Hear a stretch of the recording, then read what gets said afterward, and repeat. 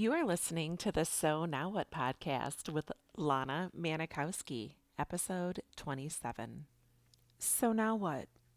These three words raced through my mind time and time again during my journey through fertility treatments. I tried desperately to have a child, but never was able.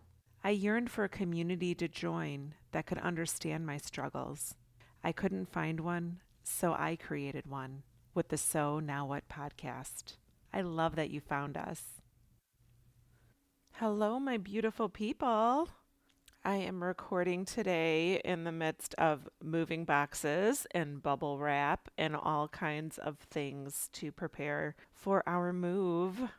In episode 25, we talked about clearing the clutter and how I went through all the closets and went through all the things in my life that I have that I'm just not using anymore. And almost every day I have been going and dropping things off to local charities. I have been putting things up on our neighborhood Facebook group, and I feel so happy that sharing things with others brings joy to them. For example, on Saturday, I posted an art easel. My husband, in his free time, does some oil painting, and we found this easel that was shoved away under our stairs, and I posted it on our neighborhood Facebook group.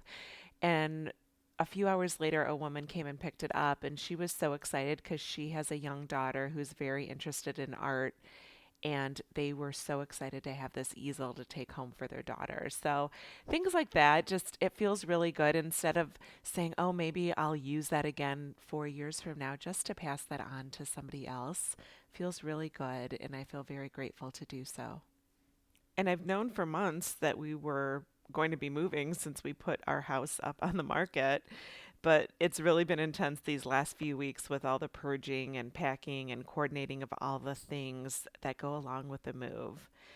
And we're just really excited to start this new chapter and this new adventure. So once we sell our house, we are moving into a rental. So we're going to rent. And we decided to look at it as a 15-month vacation and just really enjoy these next 15 months of renting this condo and enjoying living in a new neighborhood. We're staying in Chicago, but we decided that since we don't have kids and we don't have to worry about uprooting them and moving schools and coordination of logistics with children, we decided that we wanted to try and live somewhere that we'd never lived before in the city.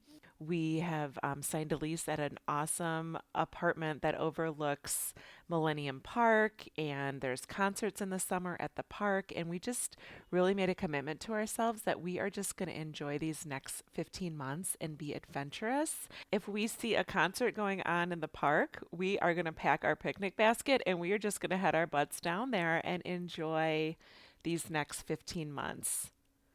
But when we first bought our house in 2015 and we moved in here, I was in between chapters in my treatment. I had gone through a few rounds of IVF here at a local hospital, at a local teaching institution. And I was sort of in this lull of not knowing if I was going to pursue IVF again. It was, as you know, very emotional, a very hard thing to prepare myself to go through again. And I honestly just was not sure that I had it in me.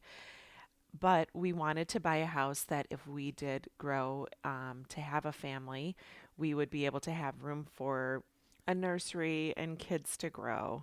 When we bought this house, there were two rooms in our house. Sorry, I'm going to get a little emotional on this. That I considered for a nursery. And I always envisioned bringing a baby home from the hospital to this home. So when we bought this house, it was my dream house. When we moved in, we did a lot of remodeling and picked all the wallpaper. I picked light fixtures. I picked paint colors and draperies. And so when we found out that we weren't going to be able to have children, my husband wanted to downsize. And I found myself to be really opposed to it. I remember us having some conversations, and I was just very adamant that we weren't leaving this house, that we love this house. The house has everything that we needed. And I was just really opposed to it. And it was scary for me to think about moving. And saying this now, I've worked with a coach and I'm now certified as a coach. I've been so interested to know why us moving was scary to me back then.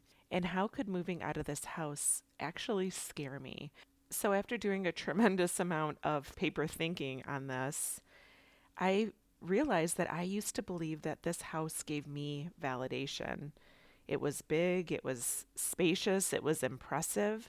And not having a kid, I thought that having a beautiful home would give me a validation to be admired.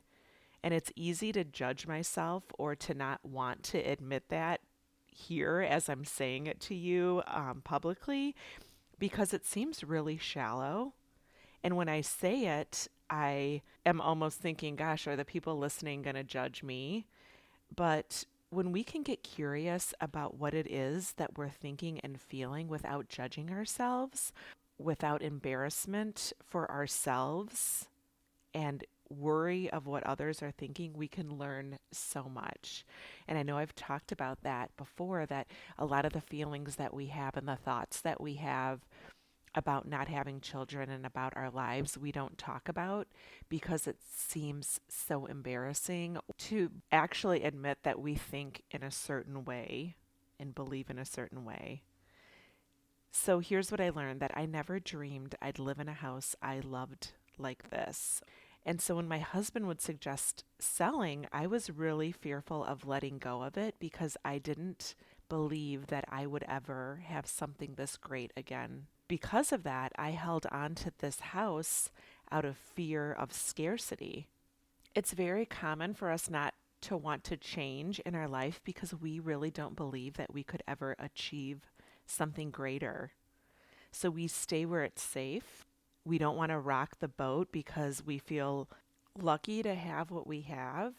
But when we keep ourselves stuck in circumstances out of fear, and we often misinterpret fear for gratefulness, we can move forward in our lives and feel grateful, not for material possessions, but for what we have accomplished, what we've achieved, what we've worked hard for that got us to the having of something.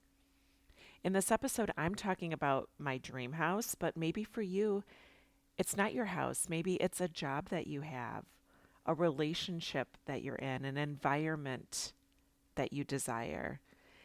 And so many of us give our dreams up out of fear that we can never do or have something again, or a belief that, oh, I just got lucky this time. And we rarely allow ourselves to recognize the role that we've played in the act of the achievement.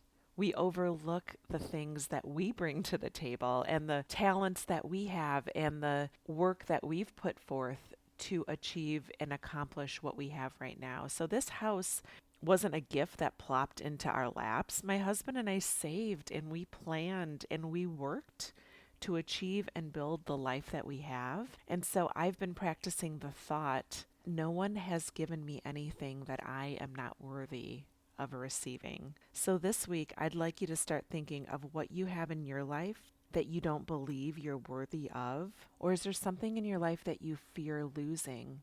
What is that thing? Is it a feeling? Do you believe that you don't feel worthy of happiness or of joy?